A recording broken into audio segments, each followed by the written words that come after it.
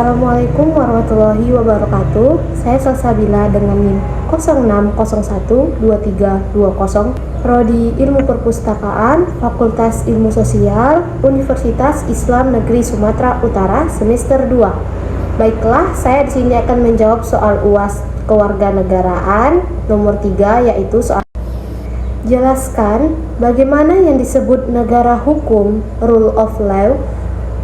Versi bagaimana kalau negara hukum tidak membuat hukum sebagai panglima.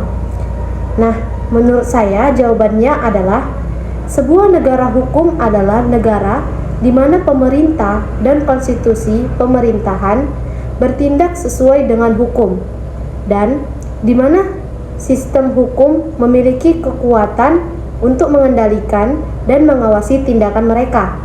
Dalam negara hukum, hukum adalah aturan yang mengatur perilaku semua orang, termasuk mereka yang berkuasa, dan sistem hukum yang bertanggung jawab untuk menegakkan hukum dan memberikan perlindungan kepada warganya.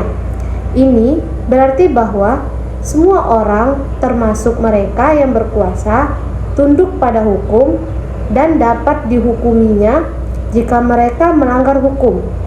Di sisi lain, negara yang tidak memiliki hukum sebagai panglima tidak memiliki sistem hukum yang tidak ada sama sekali. Dalam hal tersebut dan negara seperti itu, mungkin mereka yang berkuasa dapat bertindak sesuai kehendak mereka sendiri tanpa mempertimbangkan hukum dan mereka tidak dapat dihukum karena tindakan mereka. Ini berarti bahwa tidak ada aturan atau batasan yang mengatur perilaku mereka yang berkuasa, dan mereka dapat melakukan apa saja yang mereka inginkan, termasuk menindas, mengekspoliasi warganya. Nah, secara ringkas, negara hukum adalah negara di mana hukum adalah panglima dan semua orang, termasuk mereka yang berkuasa, tunduk pada hukum. Di sisi lain, negara yang tidak memiliki hukum sebagai panglima tidak memiliki sistem hukum yang kuat, dan mereka yang berkuasa dapat bertindak sesuai kehendak mereka sendiri tanpa mempertimbangkan hukum.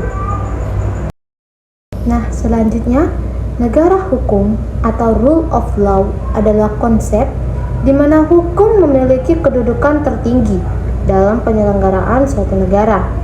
Ini berarti bahwa semua tindakan pemerintah dan warga negara harus tunduk pada hukum yang berlaku. Berikut adalah beberapa prinsip utama dari rule of law. Nah, yang pertama adalah suprementasi hukum atau suprementasi of law. Hukum harus berada di atas segalanya, termasuk pemerintah. Tidak ada individu atau lembaga yang berasal di atas hukum. Nah, yang kedua, persamaan di mata hukum atau equality before the law. Semua warga negara memiliki kedudukan yang sama di hadapan hukum tanpa diskriminasi. Yang ketiga, ada proses hukum yang adil dan tidak memihak atau due process of law. Setiap orang berhak mendapatkan proses hukum yang adil, layak, dan tidak memihak. Nah, di Indonesia ini ada konsep negara hukum ini diadopsi dalam Undang-Undang Dasar 1945. Khususnya dalam pasal 1 ayat 3, pasal 27 ayat 1, dan pasal 28D ayat 1, penerapan rule of law di Indonesia mencakup perlindungan konstitusional, pengadilan yang bebas dan tidak memihak, pemilihan umum yang bebas, kebebasan berpendapat dan berserikat, serta pendidikan kewarganegaraan. Jadi, sebuah negara tidak menjadikan hukum sebagai panglima atau tidak menerapkan prinsip rule of law, beberapa konsekuensi negatif akan terjadi pada negara kita, yaitu yang pertama, adanya ketidakadilan. Tanpa suprementasi hukum, keputusan bisa diambil berdasarkan kekuasaan atau kepentingan pribadi. Akan berdasarkan keadilan dan hukum yang berlaku, ini bisa menyebabkan ketidakadilan bagi warga negara. Nah, selanjutnya yang kedua, akan adanya korupsi. Nah, yaitu di mana ketika hukum tidak ditegakkan dengan tegas, korupsi cenderung meningkat karena tidak ada mekanisme yang efektif untuk menindak pelanggaran tersebut.